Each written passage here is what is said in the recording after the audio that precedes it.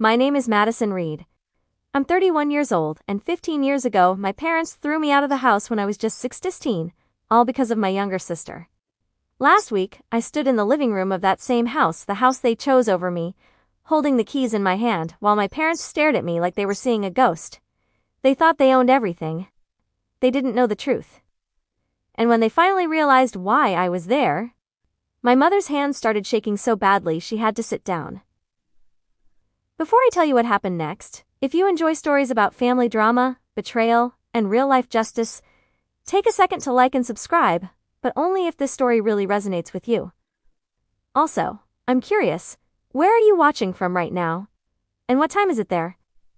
Drop it in the comments. To understand how I ended up standing in that house again, you need to go back to when I was 16 years old and believed that everything wrong in my family was somehow my fault. I grew up in a quiet suburban neighborhood just outside Columbus, Ohio. From the outside, we looked like a normal family. 2 parents, 2 daughters. A decent house with a white fence and a neatly trimmed lawn. But inside, things were never equal. My father, Daniel Reed, worked as a regional sales manager. He was rarely home, and when he was, he avoided conflict at all costs. Which meant one thing. Whatever my mother said, went. My mother, Karen Reed, controlled everything. And I mean everything. What we wore, what we ate, what we were allowed to dream about. But most importantly, she controlled who mattered. And in our house, that wasn't me. That was my younger sister, Lily. Lily was 2 years younger than me, but you would never guess it from the way she was treated. She had perfect blonde hair, bright blue eyes, and this effortless charm that made people instantly like her. Teachers loved her. Neighbors adored her.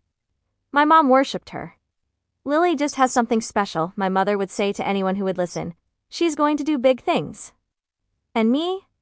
I was the responsible one. The independent one. The one who didn't need as much. At least, that's what they told themselves. I didn't really understand the difference between us until I was about 12. That was the year Lily turned 10. My mom threw her a birthday party with over 20 guests. There was a custom cake, decorations, a rented bounce house, and even a photographer. 2 months later, I turned 12. We had dinner at home. No decorations, no guests. Just a grocery store cake with my name slightly smudged on top. I remember staring at it and thinking, oh! That was the moment I realized something was wrong. As we got older, the gap only widened. When Lily wanted to join dance classes, my parents paid for private lessons. When I asked to join a school program that required a $200 fee, my mom said, we can't afford that right now. But somehow, they always had money for Lily. New clothes, trips, summer camps, everything. I learned not to ask for things anymore. I learned to stay quiet, to stay small, to not expect anything. Everything changed the summer I turned 16.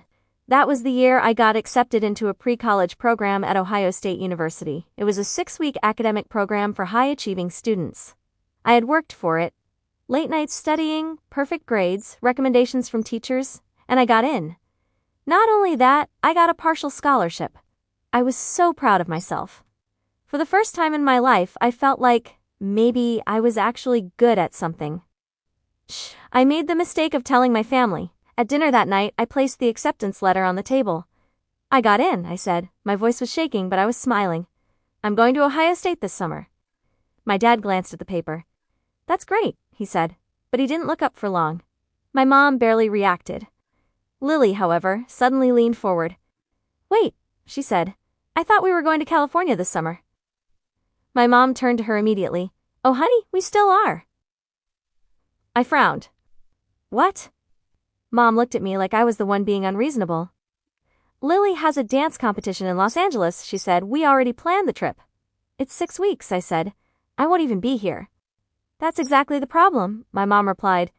We can't just leave you alone here. I'd be at the university, I said, supervised. But she was already shaking her head. No, it's too complicated. My stomach dropped. You're saying I can't go? She sighed, like I was exhausting her. Madison, sometimes you have to make sacrifices for the family. There it was, that word, sacrifice, only it never seemed to apply to Lily.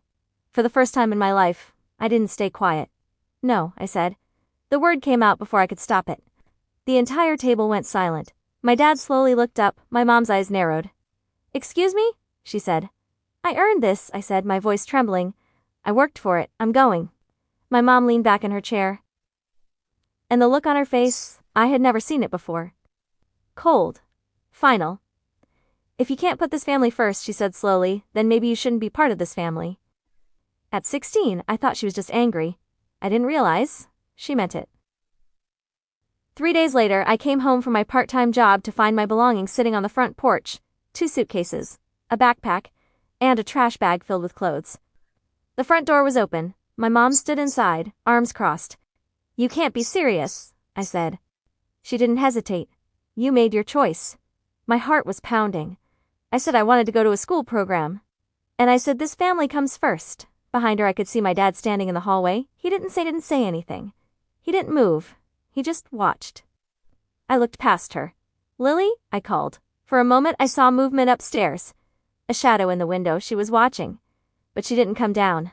I have nowhere to go, I said. My voice was shaking now. That's not my problem anymore, my mother replied. Just like that. 16 years of being their daughter ended in one sentence. I stood on that porch for hours. The sun went down, the streetlights came on, cars passed by, people living their lives like nothing had changed, but my entire world had just collapsed. I kept thinking, they're gonna come back, they're gonna open the door. This is a mistake. It wasn't. Around 10 p.m., a car pulled into the driveway. For a split second, I thought it was my dad. It wasn't. It was my Aunt Rachel, my mom's older sister. She stepped out of the car, took one look at me sitting on those bags, and her face changed. What happened? She asked. I couldn't answer. I just started crying. That night, as I sat in her car driving away from the only home I had ever known, I didn't know that everything in my life was about to change. I didn't know that the same house I was leaving behind would one day belong to me, and that the people who threw me out would be the ones begging me to stay. Aunt Rachel didn't ask questions that night. She just drove. Every once in a while she would glance at me like she was trying to figure out how things had gotten this bad without her noticing. When we finally reached her house, she opened the door, turned on the lights, and said something I had never heard before. You're safe here. I didn't realize how much I needed to hear that until I broke down crying in her kitchen. Rachel didn't have kids of her own. She lived alone in a small but warm house about 40 minutes away from where I grew up. It wasn't fancy, but it felt different. Quiet, calm, no tension, no walking on eggshells. For the first time in my life, I wasn't afraid of saying the wrong thing. The next morning, Rachel sat across from me at the kitchen table with 2 cups of coffee. We need to figure out a plan, she said gently. Do you want to go back? The question hit me harder than I expected.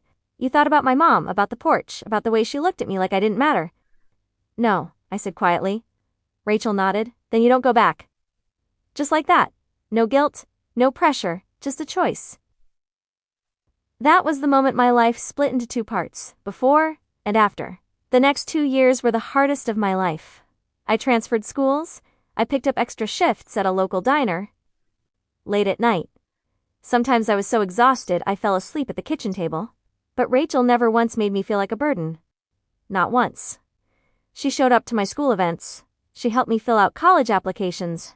She sat with me the night I got my acceptance letter. And this time, when I said I got in, someone actually cared. I got into the University of Michigan. Partial scholarship. The rest I covered with grants, loans, and working 2 jobs. It wasn't easy. There were nights I cried from exhaustion, days I questioned everything. But I never went back. Not once. Rachel used to tell me something I didn't fully understand back then. Your life won't be defined by where you started, but by what you choose to build.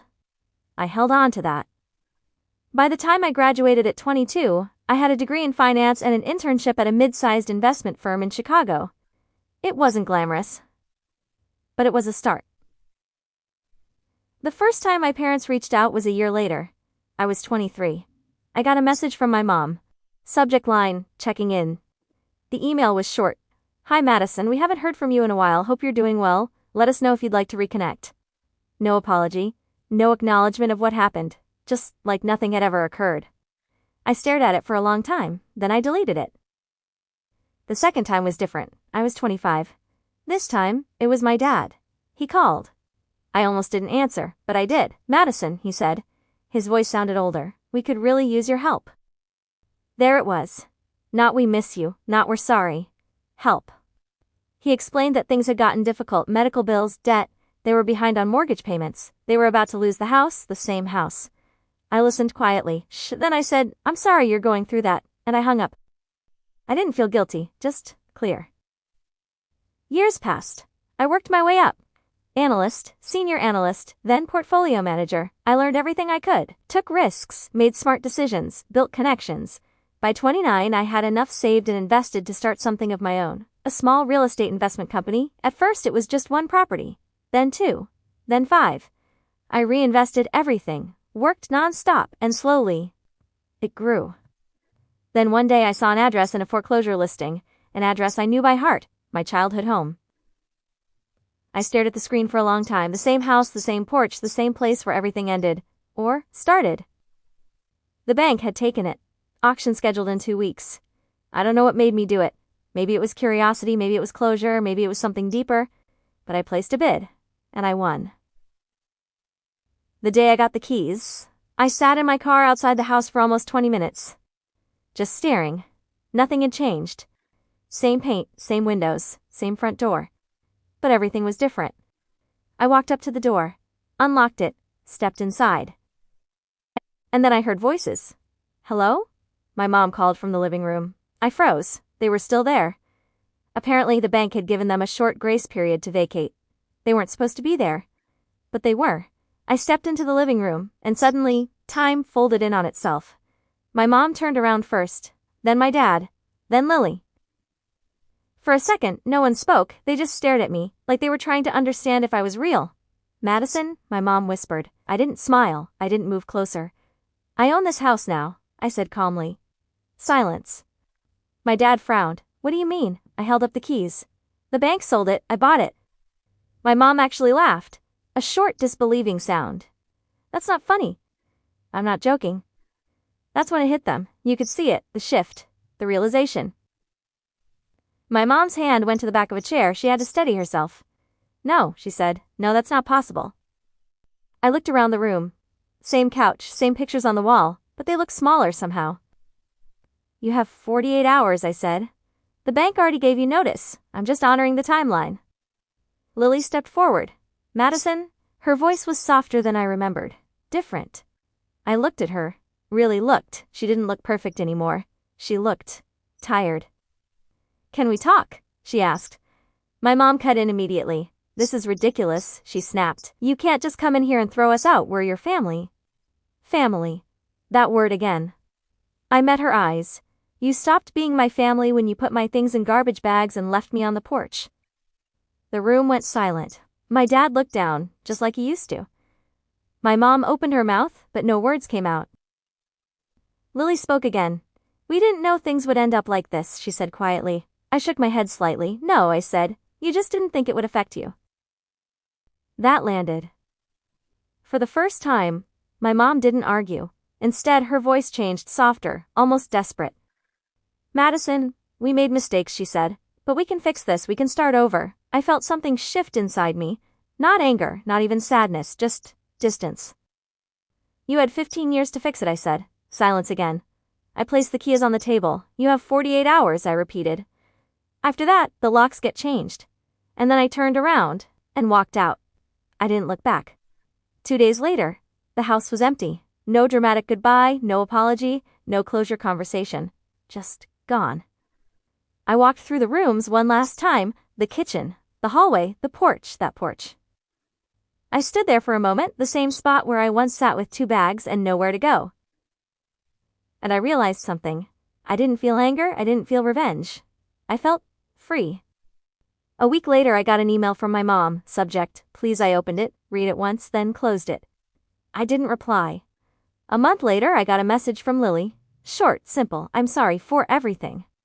I stared at it for a long time, then I replied, take care of yourself. That was enough. A year later I renovated the house. Not to live in, but to rent out. A fresh start. For someone else. Sometimes I drive past it, not often, just sometimes. And every time I do I think about how close I came to believing I didn't matter. But here's what I've learned.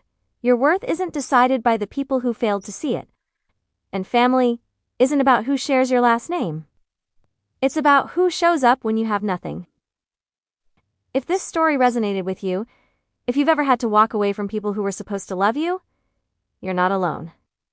And if you want more stories like this, don't forget to subscribe. Because sometimes, walking away is the beginning of everything.